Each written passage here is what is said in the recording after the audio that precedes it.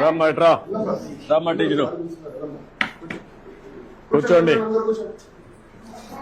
Okay, parents కి బెంచ్లు ఇచ్చి మీరు కింద కూర్చున్నారా? Good good. ఏ క్లాస్ అమ్మా మీరంతా? బాగా చదువుతున్నారా?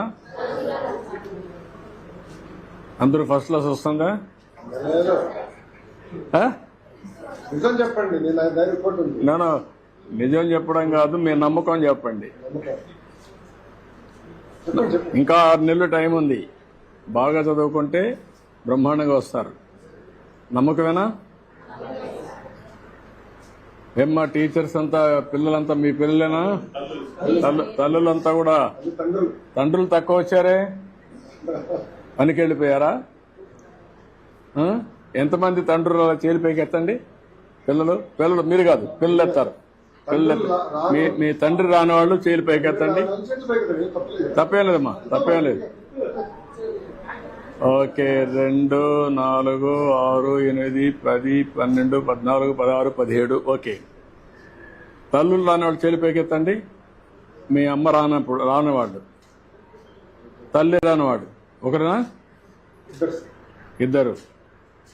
మీరు పెద్దయినా ఒక పని చేయండి, మీ తండ్రికి మాత్రం సహకరించద్దండి, వాళ్ళని సరిగా చూసుకోవద్దండి. ఎందుకంటే మీ పట్ల వాళ్ళు కూడా చూసుకోలేదు కదా. ఏంటమ్మా మీరంతా మీ ఇంట్లో వాళ్ళు పనికి పోయారు కాబట్టి మీరు వచ్చారా? అంతేనా? లేకపోతే పిల్లలు చూసుకునే బాధ్యత మీకే చెప్పేశారా? అదేం లేదా? ఎప్పుడన్నా భార్య భర్త కూర్చొని పిల్లల గురించి మాట్లాడారా?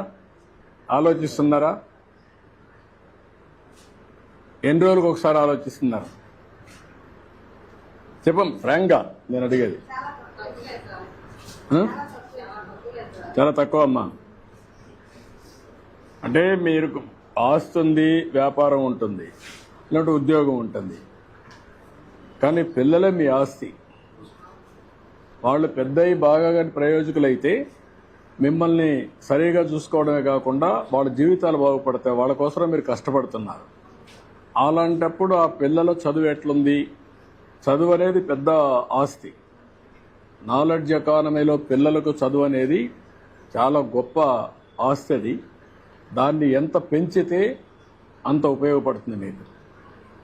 దేశం అభివృద్ధి అవుతుంది, ఆదాయాలు పెరుగుతాయి. ఆ ఆదాయం, పెరిగిన ఆదాయం మీ కుటుంబానికి రావాలంటే, మీ పిల్లలకు రావాలంటే చదువు చాలా ముఖ్యం. అందుకనే ఈరోజు లోకేష్ గారి ఆధ్వర్యంలో ఫస్ట్ టైం దేశంలోనే మెగా పెద్ద ఎత్తున తల్లిదండ్రుల సమావేశం పెట్టాడు. కనీసం మీలో ఒక ఆలోచన విధానాన్ని మార్పు తీసుకురావడానికి, మీ పిల్లల్ని పెంచి పోషించడమే కాకుండా వాళ్ళ మీద ఖర్చు పెట్టడమే కాకుండా ప్రయోజకులు చేయడం మీ బాధ్యత. ఆ ప్రయోజకులు చేయాలంటే బాగా చదివించాలి. ఆ చదివించాలంటే ఈ స్కూల్కి వచ్చినప్పుడు ఏం చేస్తున్నారో కూడా మీకు తెలిస్తే దానివల్ల మీ పిల్లలు కూడా సహకరిస్తారు టీచర్స్కి. వాళ్ళు చిన్నపిల్లలు కాబట్టి వాళ్ళకి తెలియదు. ఇప్పుడు బాగా చదువుకుంటే వాళ్ళ జీవితాలు బాగుపడతాయి. దానికోసం పెట్టాం. సంతోషం, మీ అందరితో మాట్లాడుతున్నాం. ఏమ్మా, మీకు ఇలాంటి సమావేశాలు ఎన్ని రోజులకు ఒకసారి పెడితే బాగుంటుంది? సంవత్సరానికి 2, 3, 4?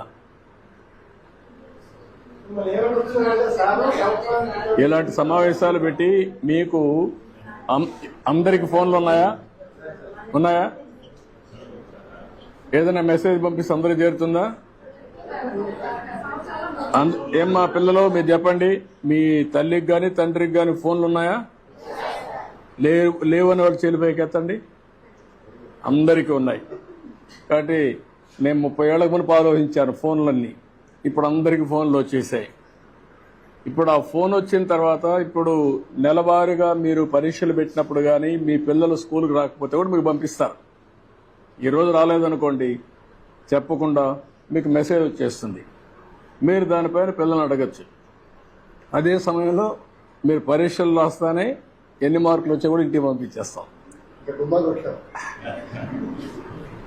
ఏమంటారు? బాగానే ఉంటుందా, బాగుండదా? ఎందుకు? మళ్ళీ మీ ఇంటికి పోతే మీ అమ్మ నన్ను అడుగుతారు కదా, అప్పుడు చెప్పాలి కదా. పర్వాలేదా? అవసరం లేదా? అవసరం వాళ్ళు చేలిపైకి ఎత్తండి పిల్లలు. అవసరం అనేవాళ్ళు లేదనేవాళ్ళు మీ అమ్మ కొడుతుందనా? ఓకే. అందరికీ వచ్చినామా? మేడం గారు అందరికీ అన్ని ఎక్స్ప్లెయిన్ చేశారా? అన్ని చెప్పారా? ఏ సబ్జెక్టులు ఎన్ని మార్కులు, అటెండెన్స్ అన్ని? ఇప్పటి నుంచి మీ ఆరోగ్యం కూడా చూస్తాం. అదేవిధంగా పిల్లలకు కూడా ఎలాంటి తిండి తినాలో అవి కూడా ఎడ్యుకేట్ చేస్తాం.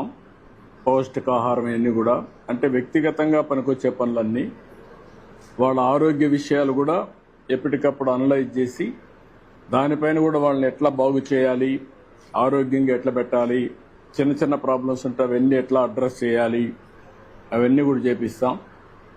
మీలో కావాల్సింది ఇంకొంచెం ప్రోయాక్టివ్గా ఉండాలి మీరు. అంటే ఏదైనా పంపిస్తే సీరియస్గా తీసుకొని ఎప్పుడు కూడా ఒక చిన్న ఇది జరిగినా అప్పుడే కరెక్ట్ చేస్తే భవిష్యత్తులో మళ్ళీ అలాంటి జరగవు. అట్లా కాకుండా మీరు ఫ్రీగా వదిలిపెట్టేశారనుకోండి, పిల్లలకి స్కూల్కి వస్తారు వీళ్ళు, ఎవరో ఒకడు ఉంటాడు చెడు అలవాట్లు నేర్పిస్తాడు, మీకు అవి తెలియదు అనుకోండి, అన్ని చెడిపోయిన తర్వాత మనకు తెలుస్తుంది, అప్పుడు మన చేతుల్లో ఉండదు. ఇప్పుడు గంజాయి ఉంది, డ్రగ్స్ ఉన్నాయి, అవన్నీ ఉక్కుపాదంతో పోతున్నాం, అన్నీ కొట్టేస్తాం.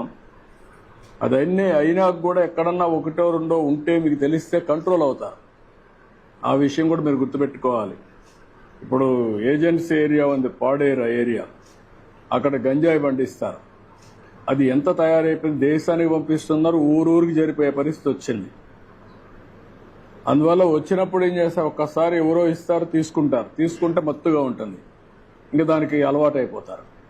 అక్కడి నుంచి సమస్యలు వస్తాయి. ఒక స్టేజ్ వచ్చిన తర్వాత మళ్ళా పిల్లలు కూడా మన చేతల్లో ఉండరు. అంటే ఇవన్నీ ఉన్నాయి. అదే మరి సెల్ ఫోన్లు కూడా ఎక్కువ కూడా వాడకూడదు పిల్లలు. ఎంతవరకు వాడాలనో అంతవరకే వాడాలి తప్ప సెల్ ఫోన్లు ఎక్కువ వాడారనుకోండి, దానివల్ల కూడా లేనిపోని కొత్త తప్పుడు ఆలోచనలు వస్తున్నాయి. అవి కూడా కంట్రోల్ చేయాలి. టెక్నాలజీ చాలా ఉపయోగపడుతుంది. ఆ టెక్నాలజీ వల్ల కూడా దుష్పరిణామాలు ఉన్నాయి, చెడు అలవాట్లు వస్తాయి, ఎన్ని వస్తాయి. వీళ్ళ భవిష్యత్తు బాగుండాలి, దానికోసం నేను ఆలోచిస్తున్నా. ఇవన్నీ మీరు కూడా ఏం చేయాలో ఆలోచించండి. మనం మాట్లాడదాం, ఎప్పటికప్పుడు మీతో మాట్లాడతాం. మీకు కూడా ఇన్ఫర్మేషన్ నేను కూడా తెప్పించుకుంటాం, మినిస్టర్ గారు కూడా తెప్పిస్తారు. మీ అభిప్రాయాలు కూడా, మీ అభిప్రాయాల ప్రకారం మీ పిల్లల్ని బాగా చదివించాలనేది మా ఆలోచన, సింపుల్గా. ఓకే, రండి మీటింగ్లు పోదాం.